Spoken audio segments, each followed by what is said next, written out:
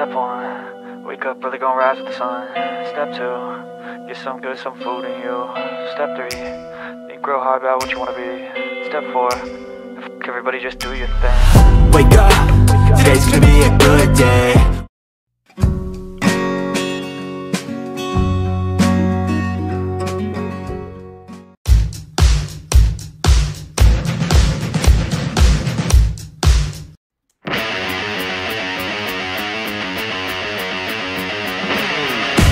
So what is up mga detective? Umuwi kami na Cagayan de Oro at tumikim kami ng lechon dito sa Dudes Lechon and Food Station. Samahan nyo kami, tatakawin na naman namin kayo. Let's go!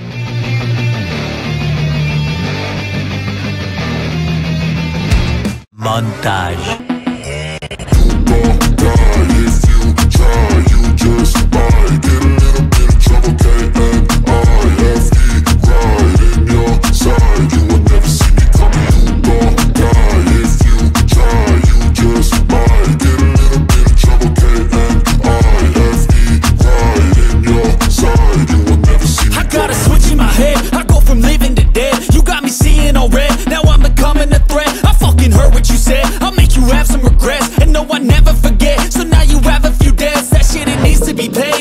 Some sort of pain, you caused a permanent stain, which has determined your fate. I've never seen so clear, I feel the end and it's near. The day of reckoning's here, the sound of deafening fear. You won't die if you try, you just might get a little bit of trouble, and I have the right in your side. You will never see me coming. You won't die if you try. Ngayon magtungo na tayo sa lamon part of this video at syempre ang uunahin ko syempre itong lechon nila. 1 kilo nga pala itong in-order namin kasi marami kaming kakain. Tapos na nga pala ang lunchtime nung umorder kami dito kaya hindi ko na in-expect na malutong ito. Pero to my surprise, ang lutong pa nito. Sayang hindi ko nadala yung mic ko para marinig nyo sana ang ASMR nito.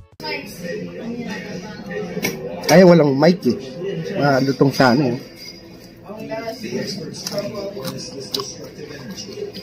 Ayan, kahit pala walang mic ay rinig na rinig kung gaano kalutong ito. In fairness, masarap yung lechon nila. In and out, may lasa pero hindi maalat katulad ng mga Cebu lechon. At dahil malutong pa siya kahit na after lunch na, ay standout ito. Dahil nga syempre pag lechon, ang importante dito lagi at ang pinakmalaking factor ay yung lutong nito. Pagdating naman sa sausawan ay liver sauce ito at hindi suka. Pareho sila ng mga lechon dito sa Luzon. At in fairness, masarap din ito. Ginanahan akong kumain nung sinausaw ko na yung lechon dito sa sauce nila. Next naman itong halang-halang nila na mga laman loob ng baboy na tinatanggal bago lechonin ito. Kung fan ka ng mga lutong may laman loob katulad ko, ay para sa iyo ito. May kick siya ng anghang, syempre may pait na galing sa mga laman loob at alat at linamnam galing naman sa timpla nito. Last but not the least, itong dinuguan nila na medyo hindi ko ganun katrip. Sa dinami-dami kong dinuguan na natikman ay para sa akin ay nakukulangan ako sa lasa nito. Mas nagustuhan ko tong halang-halang nila na must try. Siya nga pala, ang presyo nga pala ng dinuguan at itong halang-halang ay tig 60 pesos lang. At dahil dyan, wala na ako masabi. So that's it for this food trip. See you later. Kita kids. Bye-bye.